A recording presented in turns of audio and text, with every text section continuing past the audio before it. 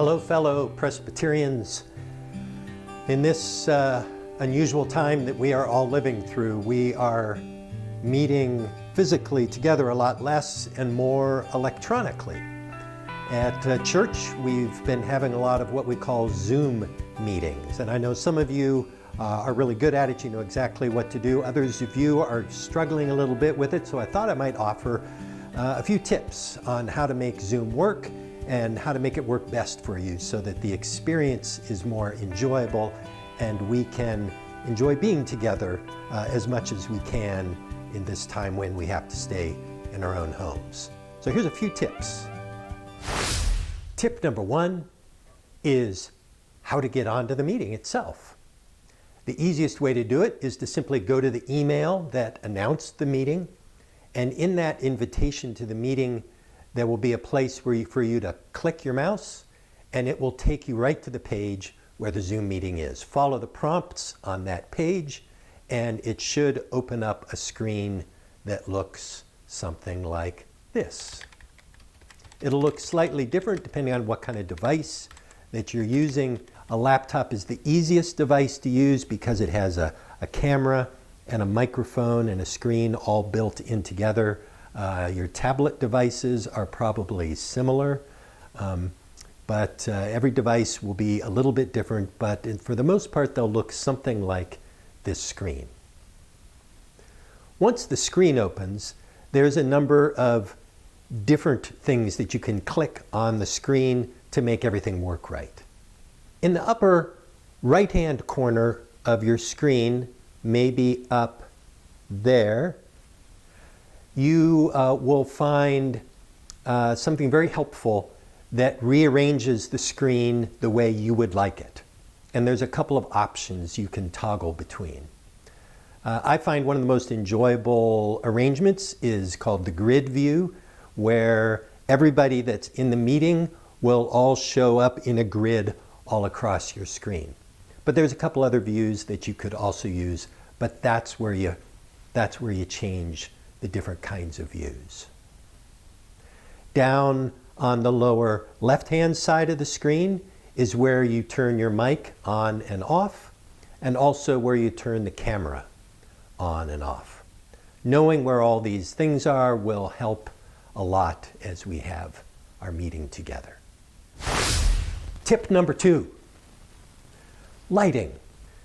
We're not used to thinking about how our faces are lit when we're meeting with each other, because when we're all in a room together, we can all see each other, and our eyes are really good cameras that enable us to see each other.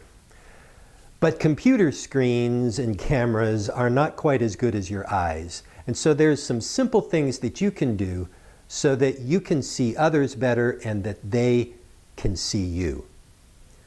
Ideally, you should have light in front of you somewhere so that it will light up your face. Or if there's a window in the room, put the window in front of you so that the light hits your face and we can see you. If you put the light behind you, then you might glow like an angel, but we won't see your face very well. So that's the first tip, is that you arrange wherever you're sitting in the room so that the windows or lights are more in front of you than behind you. That will help everybody else in the meeting to see you, and you will be able to see everyone else. Tip number three, angle. The angle that the camera on the computer is looking at you makes a difference for how people see you. Now, if you're using a phone or a tablet or a laptop, they are probably below your face. And so the camera is looking up at you. And so what everybody sees when they see your picture is they see a lot of your chin. But if you lift up the camera so that it's about the same height as your face, then people will see you the way we usually see each other when we're in a room together. So my suggestion is that if you have a laptop, that you simply put it on top of a couple of books so that it'll lift up a little bit, and then we will be able to see you square on like we usually see people when we talk to them. Tip number 4, sound. Again, remember the icon on the lower left-hand side of the screen turns your microphone on your computer on or off. If you want to speak, make sure that that microphone is turned on. A suggestion I have is that when you're not speaking, you might want to turn it off, put it on mute.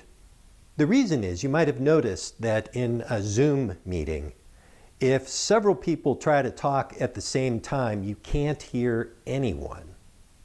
Also, any other sounds that happen to be in the room, the microphone thinks are somebody speaking. So if your microphone is on and somebody clinks a glass in the other room or your dog barks, like happens in our house, then the microphone will pick that up and it will block other people from speaking. So just remember, when you're not speaking, you might want to mute your microphone. Then all of us can hear each other better. And whenever you want to talk, just turn your microphone on. And tip number 5, distractions. It's easy to get distracted when you're in your house.